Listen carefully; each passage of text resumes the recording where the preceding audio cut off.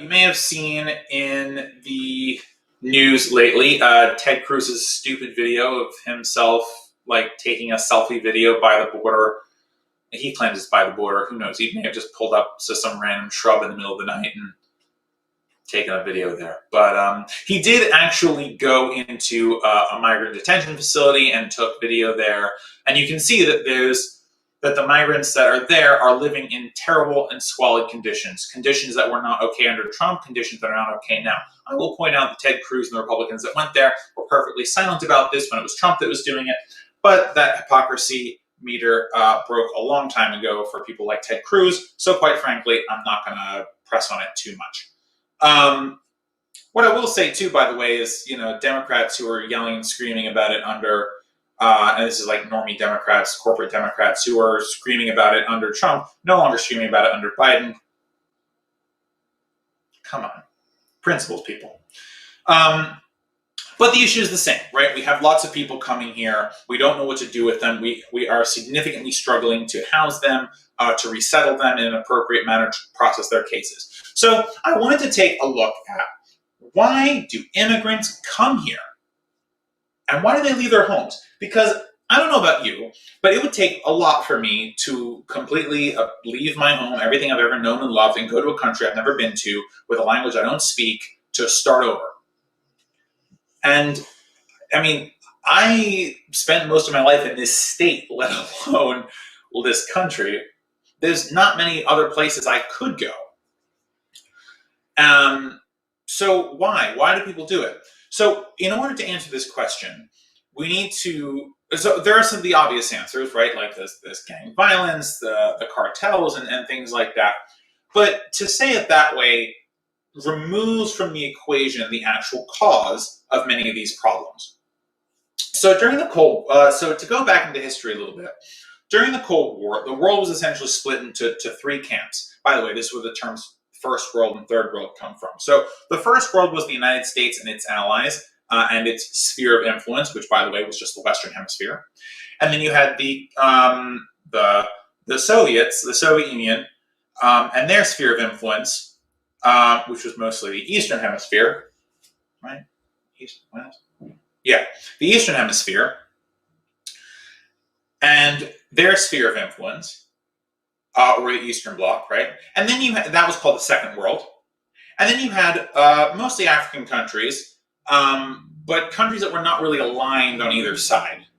These were countries that were newly independent from Britain, France, Germany, and Spain, who were and Portugal, who were realizing that that were breaking the yoke of colonialism and were becoming free and national bodies in their own right. And this was called the Third World. And essentially, there was these fights to have dominance in the Third World, who has more of the Third World. It was essentially a large-scale international chess match.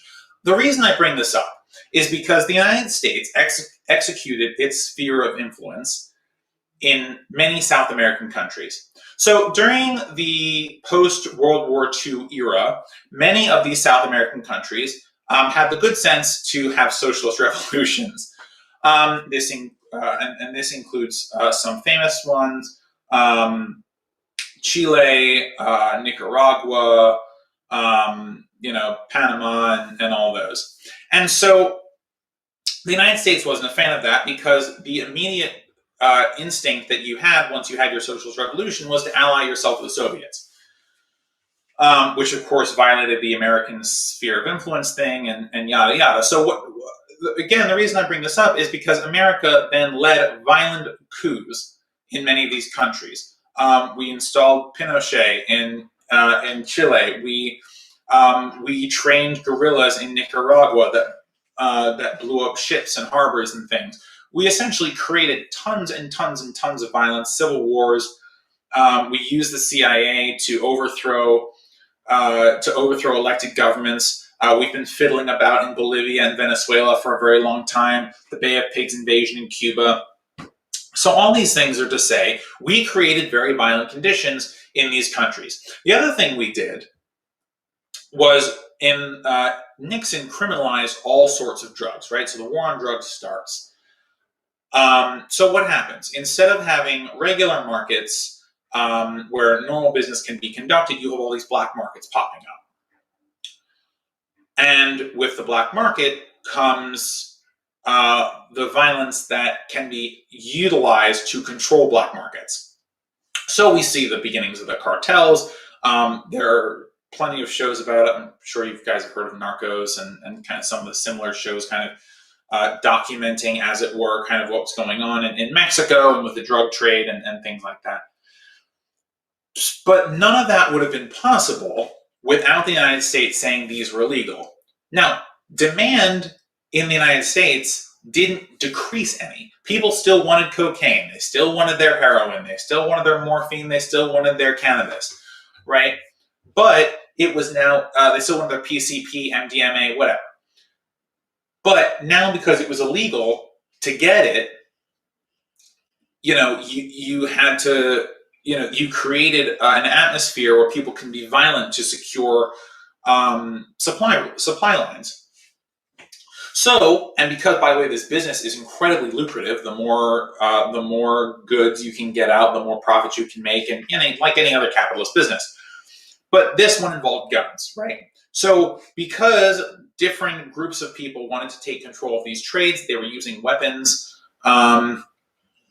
Oftentimes, weapons that they got a hold of because of American intervention, not to help them out, but just Americans dropping guns in other places or things like that. And by the way, the Pentagon's incredibly inefficient, and we lose tons of weapons all the time. So it's not really surprising they got their hands on the goods as far as guns go. So, and not just guns, by the way, we're talking like, military vehicles, tanks, military aircraft, tons of stuff. But anyway, the point of all that is we created incredibly violent conditions in these countries. So, and the cartels need to recruit somehow, and these gangs need to recruit somehow, and the way they do it is through violence, because people typically don't want to join these groups. If you ask most people, they're going to tell you they don't want to smuggle drugs in their butt or their stomach, and they definitely don't want to get arrested, and they don't want to die, and all these other things. So violence is used to force cartel membership. So we create these incredibly violent conditions. They continue to get more violent because they need to expand, to grow. Again, that kind of capitalist notion. And of course, there's political instability because of the way that America has destabilized many of these governments using coups to get what they want. And so people leave because it's too violent and too dangerous to stay. And where do they go? If they go to another Latin American country, there aren't really a ton of Latin America in countries that America hasn't touched with its coups and its CIA and its military. So the next logical place to go is to America, which is quite resilient to being dispatched with a right-wing coup, most probably because, we are most resistant to a CIA-backed coup, I think, of all the countries around the world. The U.S. is probably the most resistant to that kind of forced change of government from the CIA. But, who knows? Maybe they'll prove me wrong. Don't do that, guys. Don't do that. But so they come here because they see it as a safe place. And by the way, America is a land of immigrants. We have always been. We always will be. The only people who are not immigrants are the Native Americans. Even if you were born here, your family most likely came from somewhere else. So that aside, immigrants are great. If you don't like immigrants, you don't like America. Sorry. Not sorry. So anyway, so that's why they come here, right? They pick up what they have. And by the way, when you are fleeing, it's the holiday of Passover, so it's actually a great time to talk about this. When you're fleeing somewhere, you don't have time to take all your stuff and to gather all your things. Oftentimes, when you're leaving a violent situation, you just go. Everything can be replaced, but your life and the people that you hold dear. So, in order to, you take what little things you can carry and you go. And these caravans form, by the way, because if you're going alone, it's unsafe, right? The cartels can track you. If they're threatening you, they've probably cased you already. They know they're following you, they're watching you. But if you join up in these large caravans, it's much harder, strength in numbers type of thing. So that's why we get this fear-mongering about the caravans. These people are just trying to leave the violence that we created for them. And then when they come here, they're experiencing more violence. We are letting these people down in every single way imaginable. They leave their countries, and there's terrible violence there that we've created primarily. They come here to a different type of violence, to the violence of the system, right? To being locked in these migrant chambers in squalid conditions. Because look, they've done the calculus. Like, this type of thing doesn't deter them. Because at least in America, they get to live. It might be a shit life, but the life that they get to live is a life. They get to have their family members. Maybe there's some family already here that they can rejoin with. If they stayed, the cartel would have killed them, right? So these calculations are being made by people who are in terrible, terrible situations. When we talk about immigration, we're making these kinds of assumptions that people, are acting in ways that are acting in ways that we would, because we're sitting in comfort and we can't really understand the difficulty that they have, coming to, making these types of decisions. And even though they know it's bad here, they come here because there's a chance to live, where we took that away from them. We, as in America, took that away from them in their home country. So I hope that helps you understand why immigrants come here, why they bother leaving their homes in the first place. They don't make that choice lightly. I don't want you to think that they're coming here as like some vacation home. No, these people have given up everything they owned, and everything they ever loved, to flee for their lives to come here. The least we can do is treat them with dignity and respect. And I don't mean the dignity and respect of not showing their squalid conditions on camera. I mean the dignity and respect of actually creating a welcoming environment for them to come to, processing their cases quickly and efficiently, and allowing them to live here and work the jobs that Americans don't want to work, which is primarily what they come here to do.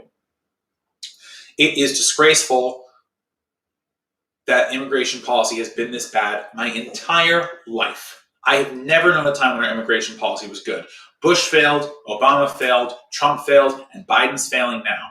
There are solutions. Listen to the people on the ground who are doing the work to make sure that these people who are coming here have a place to go.